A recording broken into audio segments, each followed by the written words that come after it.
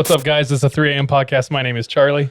My name is DJ. And my name is Sean. It's just a podcast where we tell spooky tales of spooky things. Shit, dude. Is that what we do? It is. Did you want to go first? What do you want? I'll tell you. I'll do mine first then, real quick. I'll do my opening first. Okay, do it. There once was a man but to sea. The name of the ship was a Billy of Tea. That's it. That's all I got.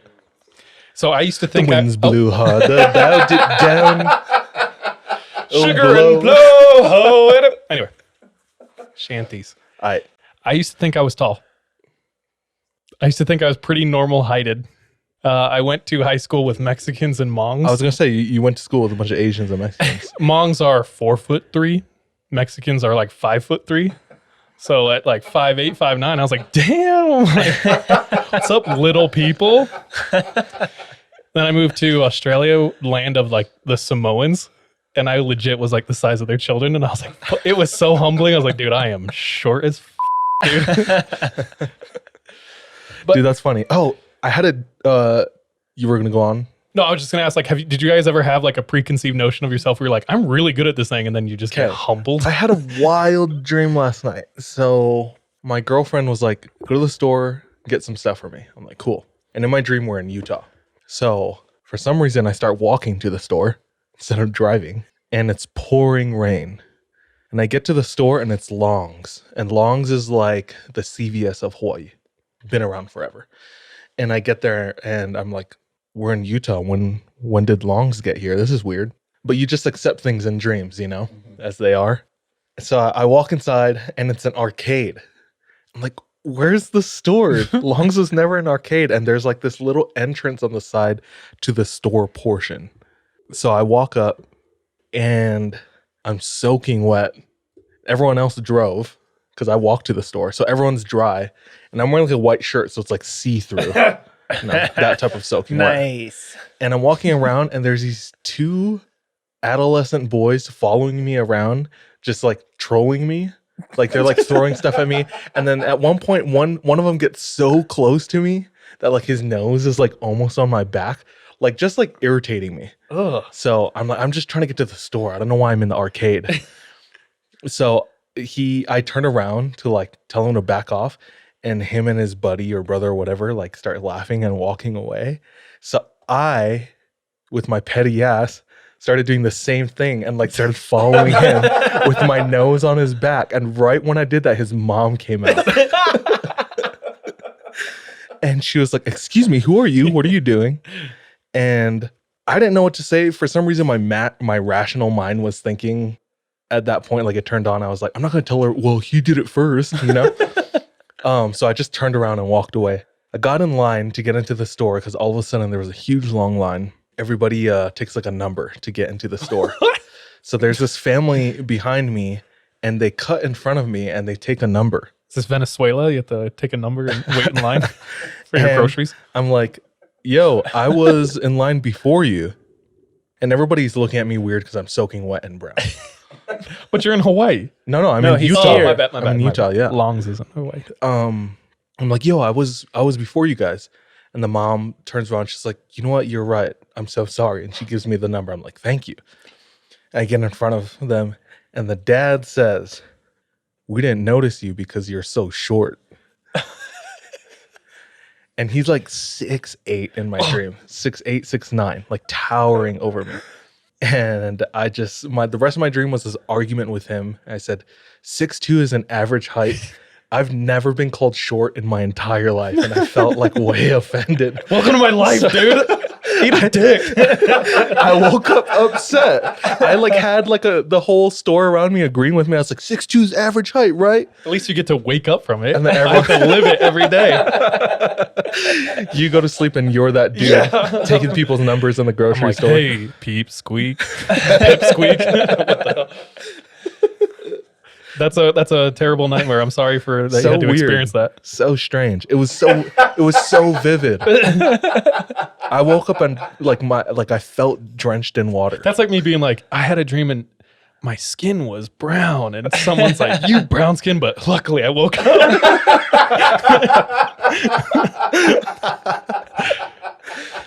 Oh man, it sucks. I mean, Truly. I was playing basketball last week and just happened to be the tallest guy on my team Ooh, at 6'2".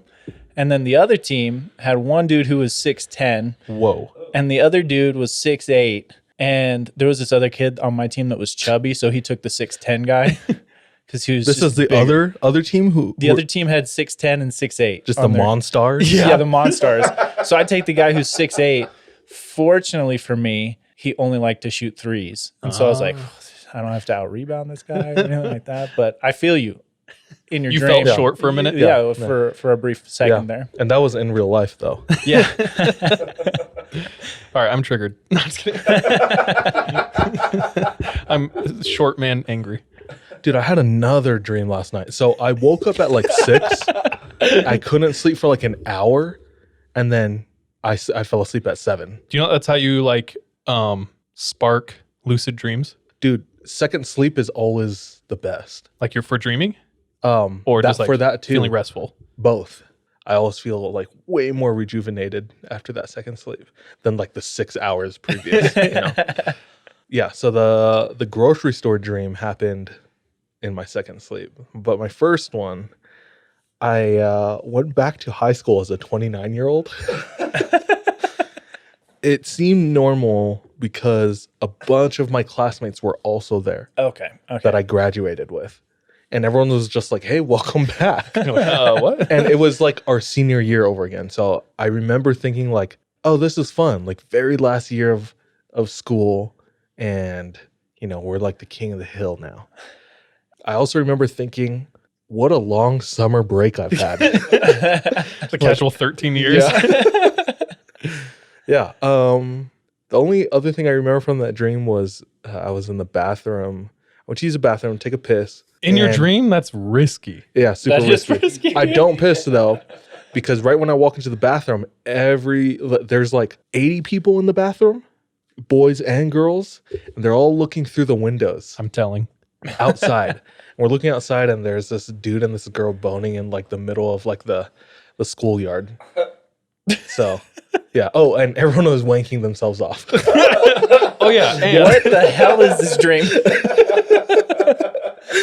Yeah. So there's the crushing and with part. that, no, I'm just kidding.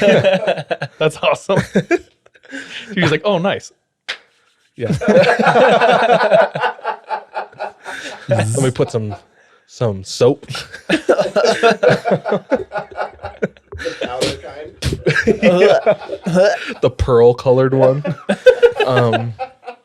Bro, when I was like really little in my elementary school, it had like a bar of soap and a grinder. Did you guys have that? Oh, And those it are just cool. grinded flakes onto your Yeah, hand. yeah. Oh, what the? I had that for the first time in where was I? Like the San Francisco airport. I was like, I thought it was bougie. Is it bougie? To me, No? it's like primitive as hell. oh really? That's what I was thinking. I was thinking it was like a bougie thing. I was like, oh, this is kind of cool because like at least the part in the San Francisco airport I was in was really nice. Oh So I don't know. no, I like went to like a homeless. My like grade school was called Viva Blunt.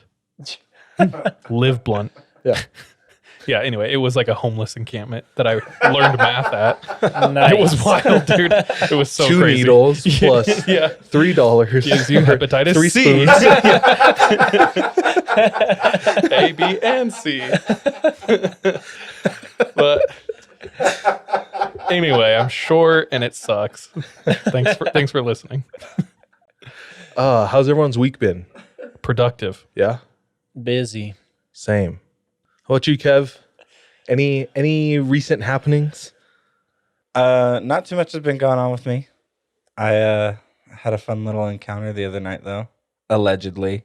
When you say encounter, Good one. please Yeah. elaborate, please. So there's some hot springs near our house. Oh, snap. Yeah. And normally I only go in the morning because at night it's full of a bunch of like high school kids and BYU kids. Hmm. Can you explain? It's like natural, like outside. Yeah, it's natural hot springs. It's kind of muddy. These ones you park and then you have like a quarter mile walk to the hot springs down a a path that's paved and then it turns dirt and then all mud around it, and it's right off of it's like 100 yards away from Utah Lake. They're decent. They're not my favorite, but they're decently close and stuff. But there's two of them. There's a main one that all the like people hang out at, and then there's like a smaller one that's back that has more privacy. So every once in a while there'll be like couples hanging out there, you know. Ooh, Hey, a little bit of a okay. hot flame. Or naked people, such as myself. So I was chilling there. What? I got there at like 6:30. There was nobody there in the main one or in the small one. And I was like, nice. Put my earbuds in, started getting caught up on my 3 a.m. episodes. And it was basically dark at that time too. So it was so cool. And it was really windy and it wasn't all that cold. Define not all that cold. It was like 40 degrees. Okay, cool. Yeah. But I was just like,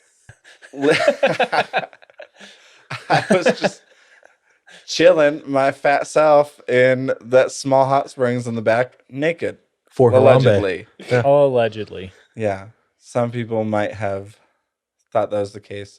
Who knows? And so in between episodes, like in the silence, all of a sudden I hear like tons of noise.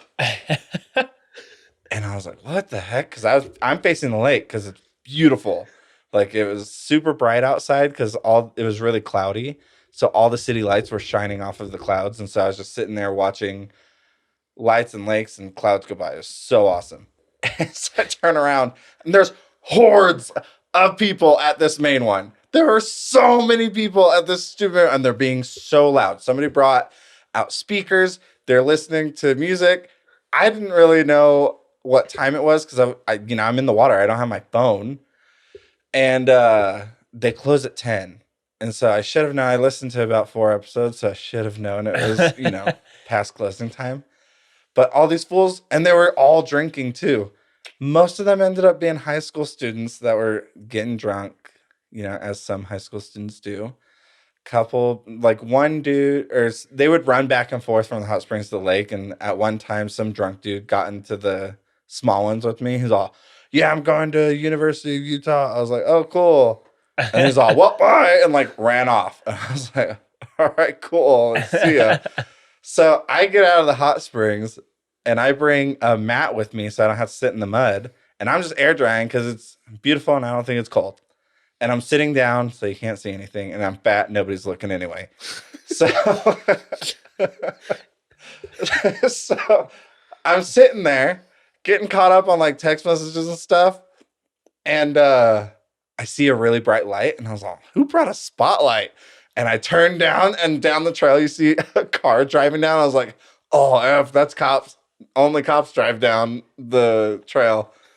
And so I'm like, well, time for me to get dressed. So I started getting dressed and everything. And then finally, all the people at the main hot springs realize that there's like a car coming down, and somebody yells, it's the feds!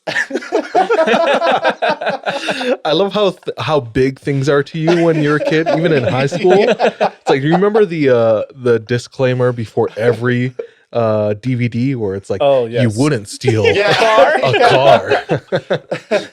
So somebody yells, it's the feds. And then you just hear the cops, but we're the police. It's KGB. Very nice of you, but no, just local PD. Just Saratoga Springs Police Unit, Yeah. Sheriff's Department. Maybe even a K9, dude. Volunteer. Yeah. So I assume some people ran into the grass because they started checking like the tall grass, because the grass is taller than you are, so you can hide in it. And so I assume people ran into there because they started checking that all clearly. I very calmly just grabbed my stuff and walked out towards the lake and just plopped everything down, laid my towel out, laid down, chilled there. And I was like, if they find me, they find me. I'm not underage. I'm not drinking. I was there past hours, so, I didn't want a ticket. But I laid there for a while. Finally, like, they all left. I could see their lights still all in the parking lot through all the trees and grasses and stuff. And so I'm thinking like, okay, I'll wait to go down until like they leave.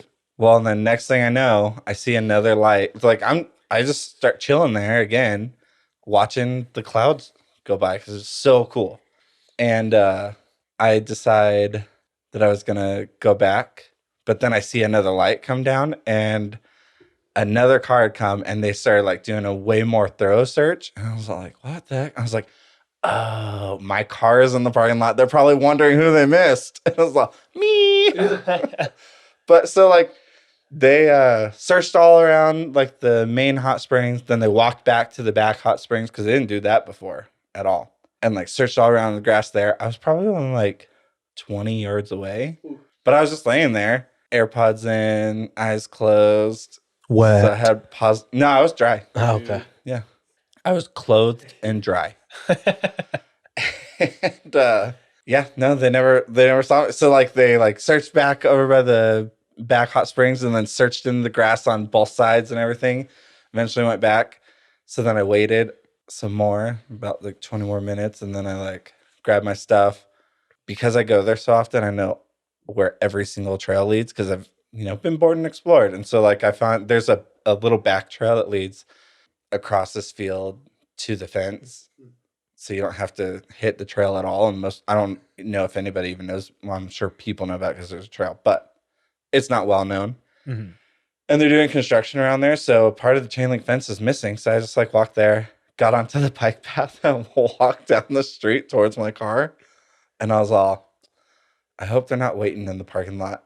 So like I start walking down the road and I can see the parking lot and it's basically empty. But then I get closer and there's 2 cop cars parked on either side of my car. And I was like, well, and I just kept walking my fat butt right on past the parking lot, past the park, past the other parking lot, across the river to another parking lot where I could see. And I just chilled there until they drove off. Then I walked back to my car and I got away without a ticket, allegedly. Yeah. Bro, I what? did not evade any police officers. Nobody told me to stop. I did not hide. I was literally in the middle of just the ground. I wasn't hidden by any grass or anything. I was just laying right on the ground. So, not my fault if they didn't see me. And I had earbuds in. I didn't know people were looking for me. Kevin's True. going to jail. That's what I was worried about. I was like, oh, I'm so close. The true crime is that you were nude with high schoolers. Would you care to explain? Indecent exposure. The water is super murky. You can't tell anything. Also, I don't know if I was nude. Who knows if I was nude? there you go. Nobody knows if I was nude. Also, these cops have nothing better to do but make sure people aren't in a hot spring. Well, here's the thing. They were being super loud and disruptive. Guess where the police station is? Right next door. Right across the street. Literally across the street. So all these kids are just amateurs, Yeah. I was all like, That's as true. expected. well, and the whole time I was sitting there drying off, I was all like, because the cops very rarely go down there. They only go down there if somebody's throwing a party and it's loud and disruptive. Because there's a neighborhood nearish by. But But you said it's like at least a football field away. oh yeah, probably more than that. But they were being really loud. But I was thinking the whole time, I was like, the cops are gonna come out here tonight if they don't shut up. Like and then lo and behold, they did. Or the feds. Who knows? Or the feds. I do know like the Google headquarters is around here, so I wouldn't be surprised if some federales or some like high level people Just roll up. were out and about. I Face- often think that because I pass that compound every time we record, True. and I'm just like, dude, there's some like high powered security, I'm sure, right there. You know what I mean? Yeah, Facebook is building out here too. Crazy. And it's supposed to be like There's huge warehouses that only 20 people work at. Like they're just housing like computers there, what the freak? like servers and things like that. So Yeah. So science. I know we mocked that high school kid, but he could have been right. Okay. Could have been right. Could have been the feds. The whole point of this story, I guess, is I was listening to 3 a.m. and getting caught up on it. And while I was chilling in those hot springs by myself, not knowing there were people there yet, there was an owl hunting nearby and it kept landing in the grass near me. And I was listening to the Manipool Skinwalker story and I was like, What the heck was that? I was like, I need me some alligators and hippos to protect me. It's crazy because you didn't hear them till they landed in the grass. The owls. Yeah. Because have you seen those videos we've talked about before? But So silent. yeah, Dude, owls are a precursor to Death. paranormal things. yeah. They're an omen in like Native American. They're really synonymous with like gray aliens. Oh yeah. Like a lot of people will see owls, but they'll be like 3 feet tall right before they get like abducted. Well, but some owls are that tall. 3 feet tall. Yeah. Yeah. They're like 3 and 4 feet tall. Terrifying. I don't like that. There's an so owl basically who me flying lives- around. There's an owl that lives close to this house. So there's an owl that lives close. I don't know if any of you have seen it. Dude, I haven't seen an owl once in my entire life. What? I was They're driving majestic. home a couple nights ago. It was late. It was like 11. And I'm driving on that long road that comes from the main road. Uh-huh. And I see something off like the side of the road. And it's like in the air. And it's huge. I was like, what is that? So I slowed down.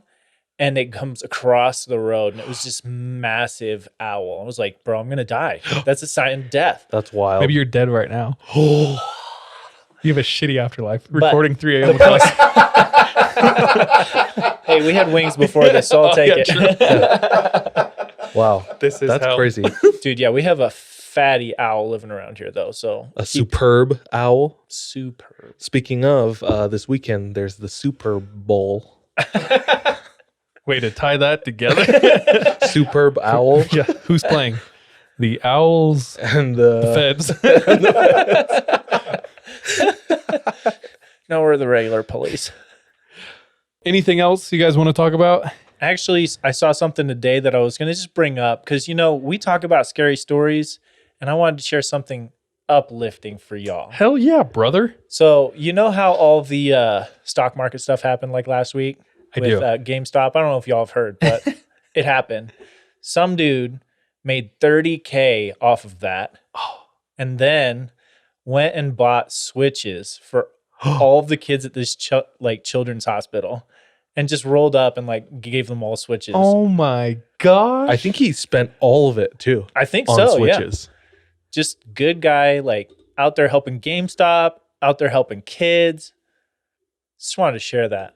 Dude, I like I that. felt punching uplifted. billionaires and helping children, sick kids. Dude, that guy, that's Jesus. He's back. He's like, not the bread and loaves and fish. It's GameStop Switches. and Switches. Yeah, Switch. That's exactly what I was about to say. There's another. Another. Oh, man. That's it. I just wanted to. Dude, give you I some really good like news. that. That's uplifting. That's feel good. We need more of that. Not uplifting news. No, I don't want to talk about it. I'm going to cut that. Yeah, you do. There's like photo evidence now of Army Hammer like burning women. Oh, shit. So there's that. That's wild. This podcast is up and down. I know. Holy smokes. Anything else? Chicharrones. Oh, shit. We've all been there. Oh, man. Okay, now I have to leave that, you dickhead. He's hot, dude. Army Hammer's a good looking dude. I mean, not that good looking. Do you guys just want to get into stories? Yeah. Let's do it. What was that? Your voice quit. All right, now we roll our 20-sided die to see in what order we tell our stories. Highest numbers go first, and so on. I got a 3. Sean got an 11. Charles got a 9. So the order is Sean, Charlie, DJ.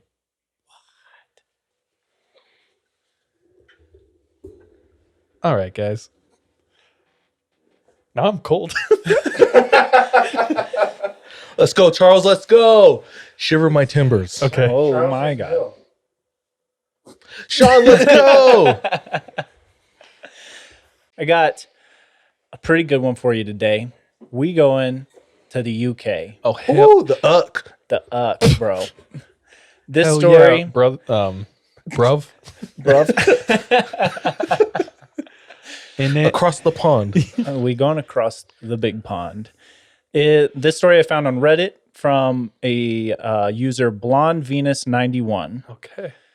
Now, she says she lives in a relatively small town out on the English countryside. Beautiful. Cambridgeshire. Maybe, dude. Shut up. She said there's about 4,000 people in the town, but it feels closer to like 1,000 maybe because there's like rolling hills and like houses aren't really close to each other outside of the main part of town. Like Hot Fuzz. Kind of, yeah. When I was reading the story, I was like, this seems kind of hot fuzzy. So essentially, she has had to move home after finishing a year of university. Uni. And she's going to live with her parents for the summer. Now, in and around the town, there's a lot of walking paths, forested areas, and stuff like that. And she liked to go out and go hiking every once in a while, just close to town because it's super easy for her. She also picked up a bad habit at uni of smoking the devil's lettuce. Oh. And she knew that her parents didn't Hold like on. it. Children out there. Watch out. Don't do drugs, okay? She knew that her parents didn't like the habit. So she would go on her walks in the evening to be able to, Get lit. while her parents weren't around so that she didn't feel judged or they didn't feel bad. So one day, she's about ready to head out. She usually would leave around 5 before her parents or her mom got home from work. Her mom actually ended up getting home earlier than expected and just kind of talked to her for a little bit just about her day. She had a rough day. So she ends up, our storyteller here, we'll call her Venus. She ends up leaving later than expected this time. She'd ended up talking to her mom for about 2 hours. So she's leaving now at 7 p.m. and she's going to head out on this walking path to go hiking. But it's going to also start getting dark here pretty quick. She doesn't really think about it at the time, but... Potheads rarely do, Dude, yeah. She says she had 3 nicely rolled blunts in her coat pocket, ready to just... Destroy her life. destroy everything, dude. Can't believe it. So she says her house is about 5 minutes away from this farmer's field, which is kind of an entrance to the forested area. She makes it to the field, and she sees coming out of the forest this elderly man and his dog, who turns out, she said, she recognized as one of their neighbors. So she knows the guy, keeps walking across the field, and like meets him somewhere in the middle and starts petting the guy's dog, talking to him for a minute. And the elderly guy was like, hey, you need to make sure that you're not out there too long. It's starting to get dark. Just trying to let her know to stay safe, As she's like standing up, she sees another guy coming out of the forest. And this guy... I just think that's weird to say to people. Like people don't know what's going to, like they haven't seen what day to night looks like. Dude, like I feel like elderly people specifically have no filter for that. Like, hey, idiot, it's getting dark. What are you doing? Or like, who was it that somebody was telling a Sun's story getting about low. where somebody was doing like a through hike for several days and their grandpa was like, why? Why would you do that? It was probably MJ's grandpa. I was going to say it might be. It could be also Cal. But back to the UK. She stands up to start heading into the forest. She sees another man coming out of the forest at the same time. And she said he's probably 6'4", maybe. So average height. Yeah. So short. Yeah, he's pretty short. And wearing this light green jacket. She didn't know how old he was, but assumed he was probably like 5 to 10 years older than she was. And she's 24 at the time. Now she keeps walking towards the forest. And as she gets closer to him, she kind of looks up at him to give the nod and smile and just be nice, right? Ask how they're doing. And as she looks up and like looks at him, she notices that he's already looking at her, not smiling. Oh, no. Just has this dark, angry look in his eye. So instantly she kind of looks back down at the ground and keeps moving as quickly as she can. Now, once she gets to the opening in the forest, she turns around to look to see if this guy is following her. He's behind her now? Yeah, so they passed crossing the field. She gets to the forest, looks behind her, and sees the guy continuing to walk the other way, following the old man. So she's like, okay, we're good. She heads off into the forest, lights up the first one. And she's just kind of like walking through the forest, enjoying her time. She's grown up here her whole life. So she knows all of the trails, knows all the back trails, where everything meets up, everything. This is what she says. Throughout this time, as she's walking through the forest, she takes an opportunity here and there to look around her, make sure no one's following her, just to be safe. She kind of got the creeps from this guy. She makes it to the end of this forested area, and there's a big open field. And on the other side is where this forest continues. And then once she goes through that area, it meets up with another trail that's going to head home. Does that make sense? Yep. Okay. So she heads across this big open field and gets to the other side where the forest opens again, and said that she feels just this terrified feeling of fear come over her. And she turns around to look again, and all the way across the field, she sees this light green jacket from the opening on the other side. And all of a sudden she freezes, and she sees the man that she'd passed earlier freeze as well. He knows that she saw him. Now, it's a big enough field where she assumes it's going to take him 5 minutes to get to her if he sprinted and she didn't move. So she instantly starts sprinting into the forest. She can't go back because he's behind her on this same trail. Yeah, She Venus got to protect Uranus. You know?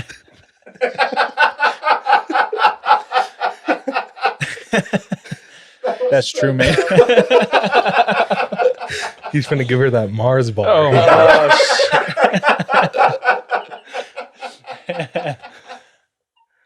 What else? How many planets? she's like, Pluto, Trying to- don't do that. That's a dwarf planet. It's short. No, Short planet. I made curry for lunch. He's trying to make a son. Oh. Dude, y'all are lame, bro. Okay. Back to the scary. So she sees this dude. He freezes because he knows that she has seen him. uh-huh. Instantly, she starts sprinting into the forest. Oh gosh. Just Hi. running as fast as she can, and she's high at Really, the same she's time. just walking. She's just kind of like, I swear I was sprinting.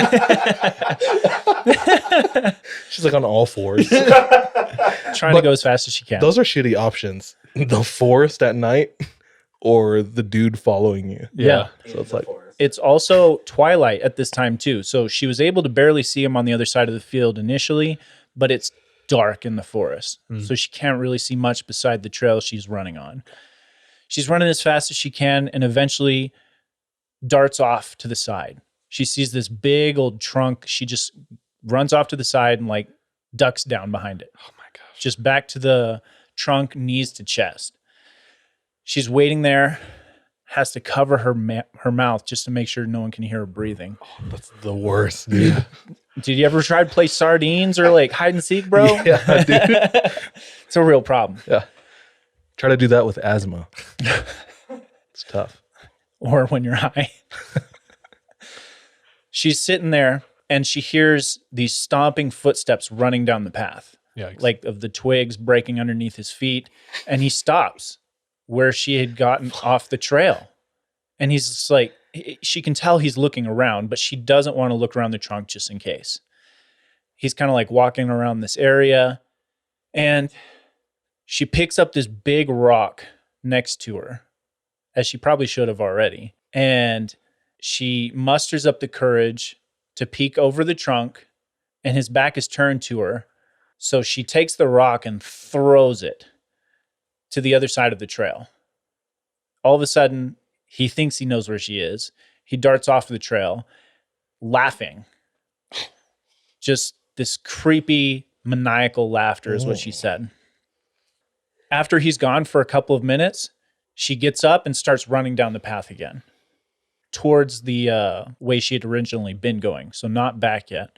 She eventually comes to an opening where there's this river or stream area that she knows runs alongside close to the trail, and she can meet up with one of the other trails to get home.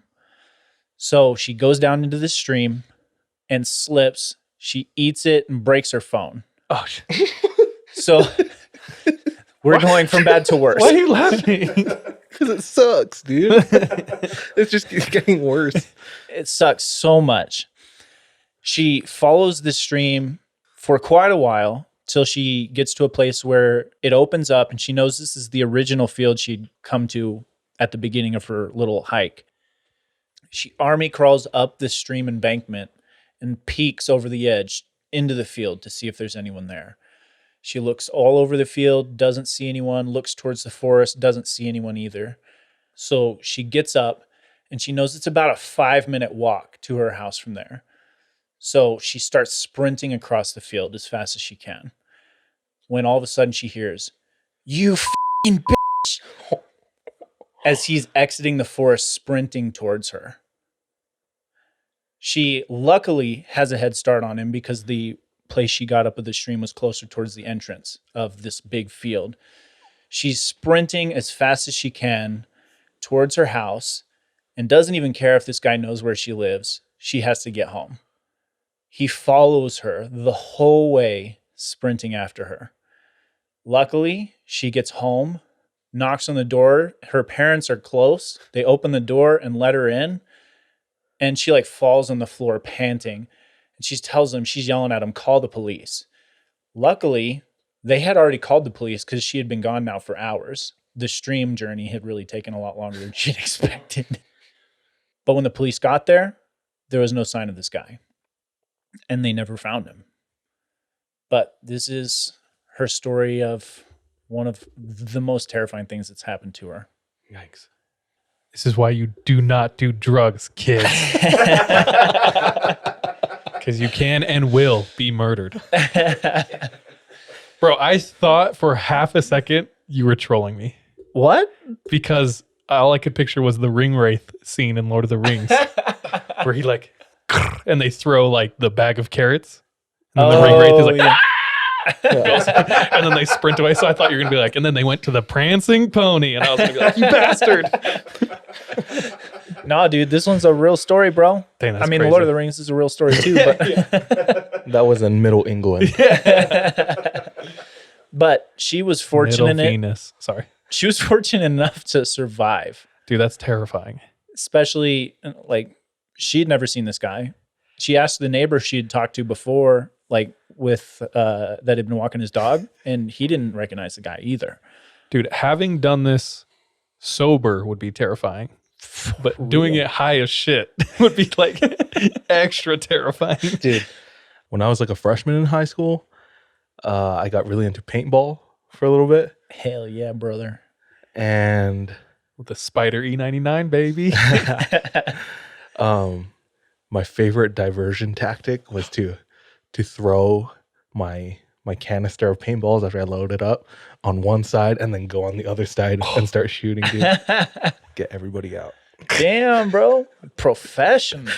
Take that out. Thanks for that. Thanks for that, DJ.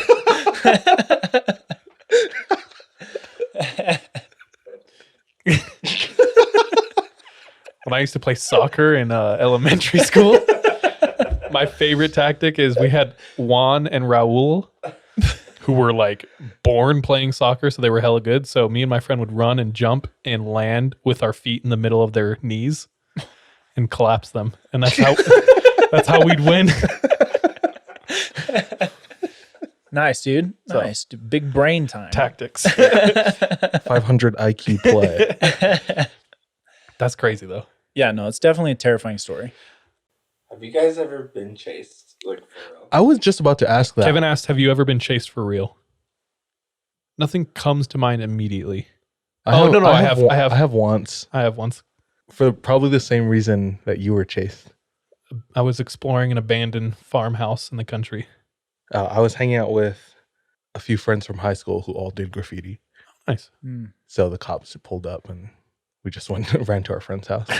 But We were exploring this abandoned farmhouse where previously we had gone, and the farmer who lived across the street pulled out, parked right behind us, got out and came to our window and is like, "It's a pretty truck." We're like, "Thanks." And he's like, You wouldn't want some shotgun holes in it, would you? We're like, no, thank you, sir. He's like, what are you doing out here? We're like, oh, I don't know. It's cool. We were just looking around. He's like, how about you take off? And we're like, okay, see ya. So it's that property we were at. And we were all going around, like, I might have told this already, but we're all going around looking, and there's like a basement. There's an attic, a stairs up to the attic that we went in, and there was a door down to the basement. So we all go in. Everyone goes in. I'm the last one to go in. And right before I go in, I'm like, you should double check to make sure the coast is clear. So I step back out, peek around the edge of the house, and I see the truck turn on. Like the lights turn on. And I go, everyone needs to run. Like I was like, let's go. I was with younger kids at the time. Like I was a grade older than them. So we all start sprinting. One of my friends is a little robust or chubby. Two of them are high as shit. I'm the only like sober, physically fit one. So we're sprinting, and I'm this sounds like I'm bragging, but I'm running backwards being like, let's go guys, let's go. And they're like, and they're trying to go as fast as they can. So we go, and there's a big like ditch. So we go down the ditch and up the ditch. And when we get to the other side, we start breathing calm because we're like, oh, we've made it, And so we're just kind of watching, and the truck just goes boom, like right up to the ditch. And I was like, surely it's going to stop. And it goes boom, boom, boom, boom, down the ditch, boom, boom, boom, up the other side of the ditch. Shit. And I'm like, oh shit, run. So we're sprinting as fast as we can again. And my fat friend is just like lagging further and further behind. And I'm like, let's go. Name I won't say, let's go. And he just is like trailing slower and slower. And there's like a tiny, like 2 foot high pile of dirt, and he goes and falls onto the dirt. And I'm just like, all right, leave him. And so we all just keep running. He tries to hide behind the pile of dirt. Anyway, we finally sprinted away. Dude, wildness. What happened to your fat friend? He hid behind. Luckily, the person in the truck decided to go for the main group and left him there. It worked out perfect. So we hid in a house that was being built. We're in a C train. Everyone's sweating. Everyone's pretty panicked. I turn around, and my friend Mitch, the crazy kid that I grew up with, has his pants down his ankles, and he's taking a shit. He literally had the shit scared out of him. He was so scared. I turned around, I was like, what the hell are you doing? And he just takes the shit right there. And then he goes, I know you said I shouldn't bring it, but I brought it. And he pulls out this airsoft gun that looks like a real gun. And I'm like, dude, this situation is just getting worse and Where he worse. spray paints the tip black. Yeah, it looked like a real gun. And I was like, you're an asshole. I specifically told him not to bring it. So I made him hide it. I'm like, you guys hide here. This truck is like driving through people's properties, like looking for us. It's sketchy. Oh, shit. This is when I was like in the best shape of my life. So I see it, it turns a corner, and I sprint as fast as I can to my truck, which is like half a mile away, speed back. They come out, jump in my truck. My fat friend makes it to the road, and he just like jumps in the bed of the truck, and we take off. Dude, that's close, bro. But I literally watched someone who didn't have cardio just like choose to die rather than keep running. And I was like, damn, you weak as hell. But it was just, I never forget that. Everybody got choices. So everyone hit the treadmill if you're going to do If you're some going to be hood rat chased, shit. Yeah. you got to have some cardio. Yeah. Was that you, Sean? I got one more for you guys. So, whereas Venus in my previous story survived, another story comes from the English countryside. Whoa. Where the body of a girl was found under mysterious circumstances, and her likely killer got away with it. This is known as the green bicycle case. And this is for our patrons. Oh. So if you'd like to hear this story, go to Patreon.com/the3am pod. or we have a link in our bio on Instagram or wherever you listen to podcasts, right? Yeah. Okay.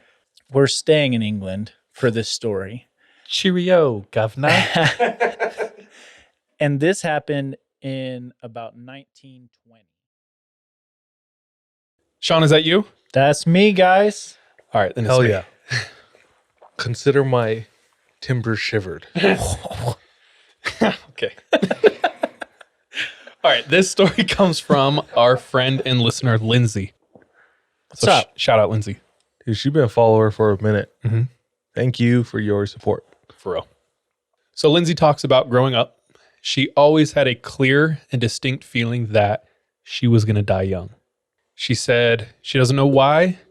She doesn't know how it came about, but she just always felt she wasn't going to live a super long life. She said it wasn't depression. It wasn't like she wanted to die or she was going to actively try to die.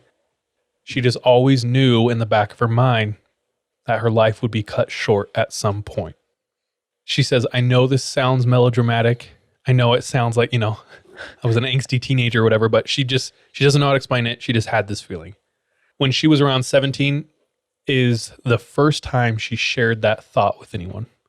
So she was talking to one of her friends. She said, I have to tell you something. And she starts to tell her feeling that she's going to die young. And immediately her friend thinks she's telling her she has like an incurable disease or she's already dying. She's like, no. I don't know how to explain it. I just feel like I won't live past the age of 30. And her friend immediately disagrees with her and says something like, no. Like, you're going to live a super long, full life. It's going to be wonderful. And she's like, I don't know, man. I just have this feeling. She said growing up, she was in a couple car wrecks. She had some pretty serious accidents, never died. And her friend who she told would point to this and say, see, like, you're going to live forever. This is nothing. Boom, final destination. Then she starts driving behind a car with a ton of logs on it. No, I'm just kidding. So our friend Lindsay ends up going to college. And during college, or at some point, she gets the distinct impression it will be all of a sudden and it will be out of nowhere. It'll just be like that. So she starts going to school. She's working a couple jobs. At this certain time, she's a barista in a coffee shop. And in the coffee shop, there's a lot of regulars who come every day, every morning to grab their coffee. So she gets friendly with a couple of them, starts recognizing them, chatting with some. And there's this one guy named Jake. Jake comes in every day before work. He works pretty close to the coffee shop at a winery. He's a taster. And him and Lindsay, even though he's a couple years older than her, they strike up a friendship. They eventually hang out outside of the coffee shop in like a group of friends. When one day Jake says, hey, like, I want to cook for you. I want you to come over, I want to take you on a date. Let me cook for you. She agrees, and they set a date. That day comes around, she gets ready, starts traveling across town to where he lives, and when she pulls up to the house, he's outside mowing the lawn. And she comes up and she's like, are we still on for our date? Super embarrassed. Jake admits he lost track of time and didn't realize it was so late in the day. If you don't mind, would you wait inside? I'll take a shower, and I still want to go on a date really bad. I'm so sorry. This is embarrassing. She says, not a problem. So she hangs out in the living room. He takes a shower real quick, gets dressed, and he goes, so I didn't get time to go to the shops. I know this amazing Chinese food place down the street. Do you want to go? She goes, of course. I love egg rolls, Let's do it. So they're chatting. They have really good chemistry. They're talking. She said they're having lo mein and these amazing Chinese donuts, which I don't know what that is. Chinese donuts, bro? I don't know what the hell that is. They're really good. They are really good. Kevin says they're good. They must be good. A Chinese donut, instead of a circle, it's a slit in the middle. Just kidding. Dude, they have hella Chinese donuts at like those Chinese buffets, bro. Yeah. What the hell is a Chinese? It's just fried dough covered in sugar. Yeah. But they're really good. It's so good. So a donut. Yeah. Yeah, but there's no hole. Oh. And they're bigger than donuts. It's kind of like a scone. They're like that big. It's not the point of the story. So they're having a conversation and he gets real with her and he goes, tell me something no one knows about you. She says out of nowhere, she doesn't know why, she shares her feeling that she knows she's going to die young. And he goes, are you serious? Really? And she's like, oh, here it comes. And he goes, I've always had the same feeling. And she said, really? And he goes, yeah, I don't know how to explain. And he goes, it's not like I'm depressed or anything. I'm not like trying to die, but I've always just felt like I'm going to die super sudden and out of nowhere. And they instantly connect. What do you think that is? Why do you think that is? How has that affected you? Like, what's that like, you know? They talk. Talk. Do not die on me.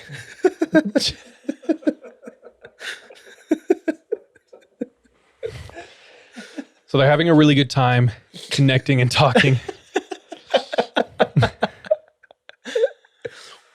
Deflect. And it comes to the end. He goes, you know what? I really do want to cook for you. My work is about to go into the busy season, so I'm not going to have any time for the next several weeks. But will you please go on a date with me early next month? Can I cook for you? And she goes, sure. They head back to his house where her car is. They plan a date and they say, okay, I'll see you then. She leaves. Over the next couple weeks, they're texting and talking, checking in regularly. And the date that they're supposed to have, the second date, is getting closer. Our friend Lindsay starts a new job. She's a cashier at a mom and pop shop. So they're texting, and it gets closer and it gets closer. And it's like the day before they're supposed to have lunch or dinner together again, she texts him and says, so are we still on for dinner? And he doesn't respond. She thinks, nope, no problem. I'll give him some time. Gives him another couple more days, and he hasn't responded. And she goes, you know what? It's probably just his busy season went a little longer than he thinks. So I'm not going to trip. I'll just wait till he's ready. So it's a Monday morning, almost a week after they were supposed to have dinner, and it's super slow in the shop she's a cashier at. So she's trying to find things to do, stay busy, but it's so slow. She just sits there and starts looking through the paper and opens up the paper, and there's a picture of Jake. She said, like split second, the first thing I thought was, that's crazy. Like Jake made it into the newspaper, but it was an obituary. And it talks about how Jake has passed. And Jake had started another company with a friend. So he was working at the winery, but they had a side hustle where they had a lot of cars and trucks and vans in a fleet, and they were like using them. I don't know why or how. And one night, one of the drivers slid off the road and got a van stuck. So they called the owner of the business that Jake worked with, and they're like, hey, we got to get this thing out of here. Can you guys come help? They didn't want to pay for a tow. So the owner was heading out the door, and he goes, Jake, do you want to help? Jake's just doing like accounting work. And he goes, sure, I'll come help. So he went with him. They went down there, and it was like an on-ramp to a highway, and it was curved. And it was clear that it just slid off the road and didn't make the curve. So it's stuck on the side. Jake and the owner hop out. They're pushing the van as hard as they can. The driver is giving it gas to try to get it out. As they're doing this, a huge box truck passes. And it passes so close and fast that like the gush of wind pushes the owner out of the way and hits Jake directly and kills him instantly. He had no idea. He didn't know the truck was there at all. Jake's friends knew of Lindsay but didn't know her, so they didn't know how to tell her. So that's why she found out so late. When she went to the funeral, Jake's family had heard all about her and their really good date they had, and they immediately recognized her, went up to her and was like, shared words. But she said for quite a while, she put it, a basket case. She thinks she was okay. Next minute, bawling because this happened. She does everything she can think of to try and get herself out of this depressive state or this, this mourning she's going through. She even said she went back to church and she does not go to church, but it seemed to be the only place where she wouldn't just completely break down. So she started going to church as much as she could. Several weeks after the accident, he passed away. She's in the shower and she's just trying to breathe and not break down. So she sits down in the middle of the shower, bows her head and just covers her eyes and closes her eyes, focusing on her breathing. And she hears Jake's voice. She said, I heard Jake say, I'm okay, and you'll be okay too. He said, the feeling I had of dying young was meant to be a message for him to take it serious. It wasn't for me. The day he died was the day they were supposed to have dinner too. And she said from that day on and from that moment on of hearing Jake, she's never had the feeling like she's going to die young. It completely left. Yeah, so I read the story and I felt like it was really touching. I don't know, it was moving to me. So I just messaged her back and I said that it was beautifully touching, super tragic to have lost someone, and just thanking her for sharing. And she said, "Thank you. He really was an awesome guy. I used to visit his grave every year on the anniversary. It's about a 10-hour round trip to his grave. On or near his birthday or anniversary, I'll do a little toast or say a little prayer for him. It was a total tragedy, but it's still a story that if it didn't happen to me, I probably wouldn't believe it." And then she said, "I hope you all are doing well. Keep on doing what you're doing. Love listening every week. Lindsay." Yeah. But I thought it was really, I don't know. I thought it was touching. It was like a different type of story. No, thanks for sharing, for sure. Yeah. That's really sad, and I'm sorry about that. I keep thinking about like the source of like premonitions like that. What is the source of that, you know? And there's not much to say about it. I feel like it's not an answer we'll know, I think, in this life. We don't even know if it's an answer we'll find out in the next life either, but Do you mean like her feeling or her hearing from Jake? like mean- the feeling that Mhm. both of them had talking about that, you know, I feel like I'm gonna die young. And I'm not saying that, you know, they were right because of the terrible incident that happened, but people do feel those and sometimes they do manifest. And I'm Mm. not saying that they're linked, but it's also not impossible, you know. Yeah. I don't know. It's just questions of the universe, I guess, you know. But True. so, Kevin, you had something to say? A very, very similar experience to that happened to me. Only it wasn't somebody I was trying to date. It was my best friend. So all grown up, we would always talk about how I always felt like I would die young, and he'd be like, "Nah, you're not gonna die young. I am." And I was like, I don't know. I feel like it. He did die young. He died when he was 20, but it was like after he passed away, I haven't had that feeling anymore. So it was super weird. Yeah. That is weird. It's like the same thing. Yeah, like it was super crazy, and his was super random. Also, like we were talking on the phone, and we were talking till like 4 a.m. because he was super bummed because he just got fired and his girlfriend broke up with him the same day. And then the next day, they called me thinking he had committed suicide because it was so random, and they like wanted to ask me questions about it, like what we had talked about and stuff. But yeah, he had an enlarged heart and nobody knew, and it just gave out randomly. So, Holy cow. but yeah, it was crazy. But ever since then, and now I'm like, ugh, I'll never die, unfortunately. So, but yeah, Last week Saturday, one of my favorite musicians, producers, That's what I was thinking about too. passed away, and Her name was Sophie. yeah, she was only 33, 34, and she was climbing and fell. That's what happened. And it's always like the most tragic when it's sudden, I feel like, you know. But I was just Charles and I were talking about it because he texted me. He was the one who told me about it first, and it's someone I really look up to creatively. And it's always crazy to think of someone like in this case, Sophie to me was like had like so much potential and had like so much influence on music. Direction of music. Yeah, and also probably just people, you know, in her circle. In such a short amount of time, I was like, man, I can't wait to see what else happens. And then all of that just disappearing, like dissolving into thin air. You know, it just made me think like of how our days are numbered. So, It's heavy, dude. but I don't know. Everyone has their own coping process, but for me, it like made me want to like get to work. Because yeah, you don't have it forever. Yeah. So Yeah. that's not the right. It's not. It doesn't have to be the right way, but I guess for me, yeah. Dude, yeah. Having to, and this is getting heavy. Apologize, everyone, but I don't apologize. Having to confront mortality super personally is difficult. And some of us have gone through life where like you've had close ones pass, and then you know, at a young age, some of it have never experienced it. It's one of those things in life that like adjusts your perspective and your, what's the word where it's like what matters to you? Priorities.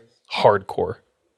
And it's the same thing, like Sophie passed and it was so weird and it felt so personal and it was so sudden. It was like, what? Like a light snuffed out. I don't know. And then I've had family members pass recently. Yeah, so I don't know where I was going with it, but if you're out there and you're dealing with grief, It's okay. some days my mother-in-law said this and I liked it. She said, some days, grief is like an ocean. Some days it's calm waters. And for no reason at all, the next day it's a storm with waves. So you just do your best. And then over time, hopefully it gets better. But if anyone out there is struggling, hit us up. I'll chat with you. For real. I'll chat with you. I know. Thank you, Lindsay, for sharing that. It was sweet.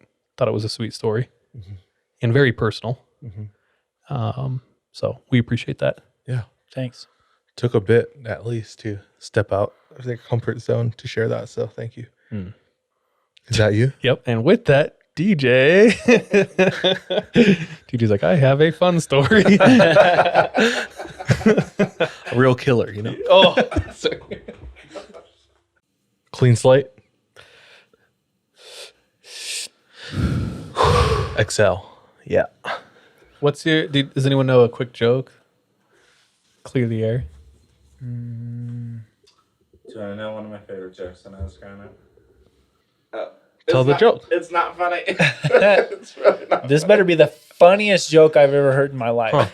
Yeah, you still thought it was okay to tell us. It was my favorite joke in like 6th grade. Knock knock. Who's there? Zebra. Zebra who? Zebra is on the boobs. I'm ready for your story. Okay. Thank you, Kevin, for your contributions. All right. The story comes from cousin Ashley Oh, shout out, cuz. What's from up? New Zealand. Oh, kia ora. So Ashley, thank you so much. She said she burned through all of our episodes sitting down at her desk at work last year. So Well, get to work. yeah. Pay your boss back. Always looking forward to our episodes. So thank you so much. She sent this into us, I think last week, but this happened about 2 years ago, towards the end of 2017. And it was her and her 3 friends. So the 4 of them driving from Wellington to Auckland. Okay. They were going to school. They still call it uni down there too. They're in uni in Wellington, and they're going back to Auckland because one of the 3 friends was from there, and it was her 21st birthday. It's a 9-hour drive. Have you guys been to Wellington? Did you guys go? We didn't go to Wellington, no. Okay. Furthest south we got was Rotorua, Well, except for the South Island. I'm pretty sure you went to this part. She said, I guess about halfway, they decide to camp overnight in this place called Taupo. Did we talk near a about that? lake? Yeah. Did we talk about that, or have you been there? I don't think we've been there. Okay. I swear we've talked about it before. Regardless, that's where they stayed. They camped there overnight. It was free. Right next to a huge lake with a bunch of pine trees. Really beautiful, and right off the road. So they set up their camp and they're chilling. She said one of the first things she noticed about the campsite is that there were large tire marks that circled all around the tree bases. Someone just circling the trees. She's like, that's sus, but whatever, you know. So they're chilling at the campsite. It's not quite evening yet, but they're preparing dinner. About 30 minutes later, the sun was starting to set. A truck came storming in from the highway and slowed down right to where they were camping at. So she started kind of freaking out, you know, why is this person just pulling off right next to us? Like, it sounded like the truck was facing towards them instead of just like doing its own thing on the side of the road. But the rest of her friends were chill with it, I guess. So they're telling her to just cool your jets. Oh, relax. Have a sausage. And shut up. Go home, cook rice. Yeah. So she says, I sat back down and calmed down, finished our dinner. Nice. And I assume the truck left. She doesn't mention it afterwards. So the sunset, they decide to just go to bed. All their phones died. They didn't have any torches. And they went to bed. She said it was pretty late.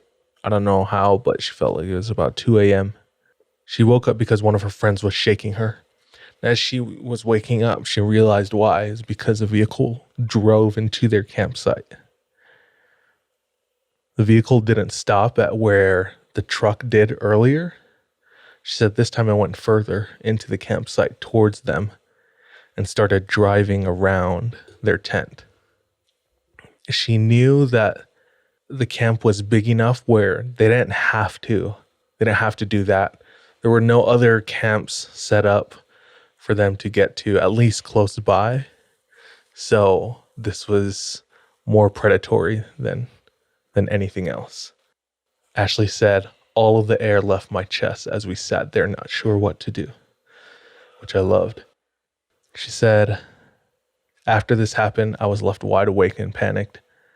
Everyone else decided to go back to sleep, but I couldn't help but listen to all the sounds. She said the rest of the night, all I could hear, or at least it sounded like, all I could hear were footsteps around the tent and scratching on the tent. So she kind of fought that all night, and she was so exhausted that she would fall asleep. But in her sleep, she kept dreaming about being chased, and she would wake up and it would still be completely dark. I guess she had experienced those sounds again of the walking and the scratching. She said it honestly felt like I was in the Blair Witch Project. Ugh. That was the whole feeling that I felt that evening. So she laid there for hours, repeating the cycle of falling asleep, having this dream of being chased, and waking up to these sounds. And that went throughout the whole night until finally the sun came up. They got up and packed and left the scene pretty quickly. She said it took her a good while to move on from that experience. But they weren't able to figure out if that was the same truck or if it was a different car, who it was, how many people. But she said she'll never forget that her senses were super heightened that night and was so sure of someone being outside of, like right outside their tent and wanting them to come out to try and check it out, like baiting them. She said she tried looking up that place like online, like for those campsites or on Google Maps. And she said she's had no luck finding it.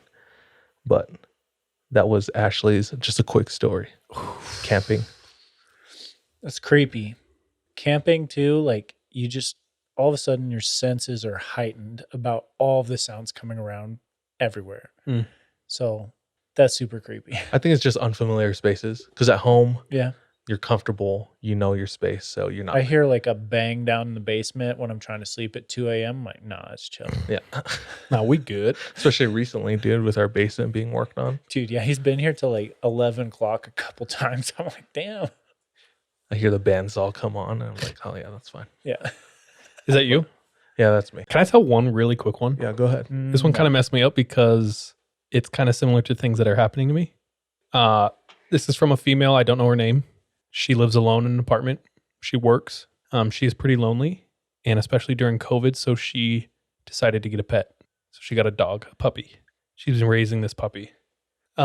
She said the first thing that happened that was weird was when she would get home, around her front door of her apartment, she would smell perfume really strong. Didn't know what it was. And it was really sweet, flowery scent.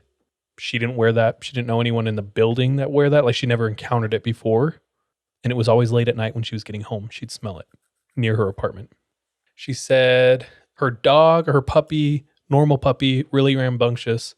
But every once in a while, she would see it like stare into dark rooms. And I'm sure anyone who has a pet and who've experienced this, immediately you're like, dude, there's a demon in that dark room. And that's what she thought. Or just like, those are the thoughts that she was having. Like, oh shit, this place is haunted. Yeah. Being a single mom of a puppy is really hard, she says. So she's like, I don't know if this is weird, but when she takes showers, she leaves the door open so the dog can like be in there with her. And she said she was taking a shower. Her puppy's asleep outside the shower. And she notices it sits up straight and is staring out the open door of the bathroom. And it's about like 3 feet, it's like 6 inches away from the open bathroom door, staring out. And she can't see out the door. The angle of her shower is in a way where like the puppy's in front of her, facing perpendicular to her, right outside the door, and she can't see what's outside the door. But the puppy is fixed on something above it, staring. It makes her nervous. She gets like chills down her spine, and the puppy starts wagging its tail. She said, "Thanks, I have to wash my hair today. It's in my schedule, but I'm terrified to close my eyes." So she puts the soap in her eyes, she puts the shampoo. Sorry. Didn't want to Gonna close make her sure eyes. Gonna make sure I can't see anything Yeah. for the rest of my life. My bad. She puts the shampoo in her hair and starts to rinse as fast as she can when she hears her dog yelp. Oh, shit. And so quickly she opens her eyes. She doesn't care if there's soap all over her face. And she looks over at her dog and she sees a woman's hand with bright red fingernails petting the dog's head. She screams and almost slips. The dog looks at her. She throws a towel on, runs out. All the doors are locked. All the windows are locked. But her whole house smells like this sweet perfume. She said after that, nothing. She's never seen anything like that or smell anything like that again. Dude, those bubbles in your eyes can you create some sort of illusion sometimes. The reflection, the refraction of the bubble. She said it was the scariest thing that's ever happened to her, and she has no idea what it is. That's pretty terrifying. So anyway, just a quickie. I thought of it. I don't know why. Your story made me think of it. Almost like the tracks around the tree. It's like there's no way of knowing if that was all caused by the same vehicle. But obviously cars are coming through a place where they shouldn't be driving, So not too how many many people people do do that? that. Yeah, exactly. Yeah. So it's very possible. Nice. Have I ever told you guys about when I went camping in Pennsylvania when I was on that road trip It's a with my negative friend? Ghost Rider. My friend just graduated from BYU and he got a job up in Connecticut. So I was helping him move there, just road trip. And we decided to take 10 days to go visit friends around the country and do things. One of our nights, we planned on camping in Pennsylvania, just in the Appalachian Mountains. And we didn't reserve a campsite because we didn't think we had to. So we roll up to a KOA and they're completely full. And we're like, what the heck are we going to do? So there's some dude sitting on the porch of the KOA office building. As one does. Right? He was all like, oh, if you follow this road, you go back out to the main road, take a left, there's a dirt road off to your right, turn down that, and you just go over this bridge. Have you ever seen Cabin in the Woods? seen a scary movie? You know what? So, and he's like, yeah, just after that bridge, it's beautiful and you can camp there. And we're like, awesome, let's go. No one will be able to hear you. So we hop into his car. You hopped in his car? No, Your friend's car. my Okay. friend's car. Shit, Sorry. dude, I I wasn't was like- driving. My friend was driving. So we hop into his car. We get out there and I'm like, man, this is beautiful. And we're starting to set up camp.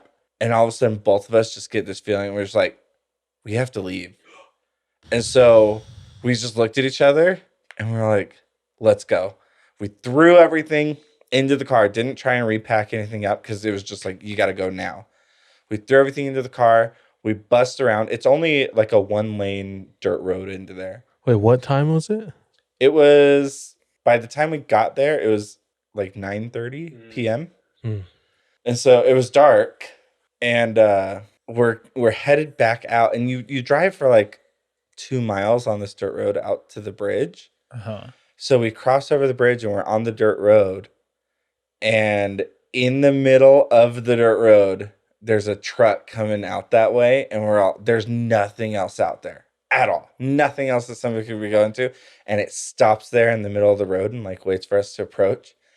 And my friend's all, nope. And he just goes off of the dirt road around the truck and just books it out. And I was all, I am not becoming some hill person's slave. Isn't that your actual nightmare? It legit is. I was terrified. Did you know the Hills Have Eyes was based on a true story. Like it, obviously they evolved the script way further, but Took some I thought it was a creative documentary. liberties. I thought it was Dateline. It's a Vice tonight. documentary. The story of the family. It's like some cult clan family. Ugh. Always, Oh yeah. living in the wilderness. I think I'm positive cannibals were involved or something like that. But Probably. I'll look into it and come back. That's creepy. That's I'll circle around. that's the oh tree. shit, dude. That's Dude. kind of like that new movie, The Wrong Turn movie coming out. Okay. It seems though like it's not like the other ones. It seems like it's a cult that's all involved. Hmm. I watched the trailer and it looks different than the other ones. Mm. So I don't know. Just that's what it reminded me of. Were you with us? I think it was us three. Maybe Jordan was with us when we were up in the Alpine Loop in the Jeep.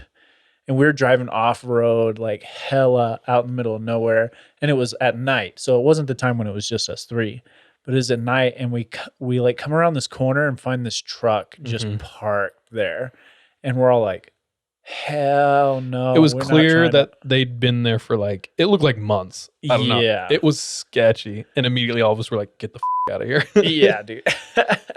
When I went bear hunting with Mallory's dad, you drive past Moab. So when you're in the city of Moab and you're coming from the west, you can see a mountain like Oh, in off the to the distance? east. Yeah, Yeah. past. We were behind that mountain. Oh, dang. So it's like Moab is already far out there, Yeah. So we were far out of Moab. Farther out. And Far out, dude. there's like dirt roads on dirt roads on dirt roads that go everywhere and nowhere. And this is where we were bear hunting in his like side by side, the Razor with all the hunting dogs. And the first day that we went early morning. We woke up at like 4 to go. And about an hour into our drive, it started getting light. So all I could see was like a shade of dark blue with all the silhouettes of the trees. And it was like that for about 10 to 15 minutes until it got brighter. And you could start making out the details of the trees. But before that, we were driving, and in the distance, there was this big shadow, this round shadow, right off the side of the trail of this dirt road in the middle of nowhere. And we're driving toward, there's no turns, and it's super tight. So we keep going, we keep driving, and we get closer, and this thing's pretty big. It's like the size of a bedroom. And we finally get to it, and it's like pitch black, and we shine our light, and it's a trailer. And he stops there because the dogs start barking. When they bark, it's because they smell something. And he stops, and he doesn't see that I'm pointing at the trailer. So he's about to let him out. He's like, oh, they caught a scent. And I was like, do you see this trailer here? He's like, oh, I didn't notice that. Let's keep going. It's like, let's get out of here. But who? Like, there wasn't even a car to tow it. Meth. It was just out there by itself. Dude, Yep. I didn't feel good about it. We should do segments. Is it paranormal or is it methamphetamine? You This choose. case, probably the methamphetamine. I'm just kidding. Or yeah. No, that's terrifying. Anytime you're like way out where you assume you won't be around anyone and then you meet anyone, it's like, what the hell are you doing out here? And they're probably thinking the same The thing. same like, thing, yeah. True. So. You got to be suspicious of everyone. Yeah, that's the only way to get through life. Trust no one. Oh, And with that, trust your gut. gut. Wait. Nah. Anybody have anything else to add before we close up? No. Thanks for Negative. listening, Thank you. nerds. Love you guys. Follow us. Tell a friend. Freaking go get haunted and send your story in. Hell yeah. Yeah. Do it for the pod. Go get some trauma. And Do it for us. Let us share it. Yeah. Until next time, trust your gut and watch your back. Bye, love you. Be safe. Be careful out there. Goodbye. I was secretly hoping you guys would join me in singing. I didn't remember the words exactly. I remembered the chorus and you didn't get there yet. I barely knew the verse, so I was like struggling with it. Anyway. But anyway, next time. I'll memorize the lyrics for next time.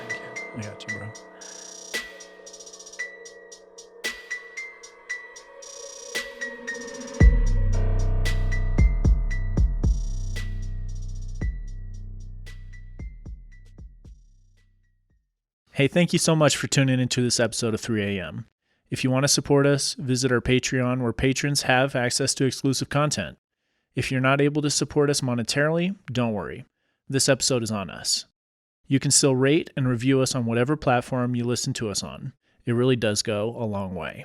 You can also follow us on social media. Our handle everywhere, including Patreon, is the 3 a.m. pod. Finally, do you have any scary stories? If so, submit them to our website, the3ampodcast.com.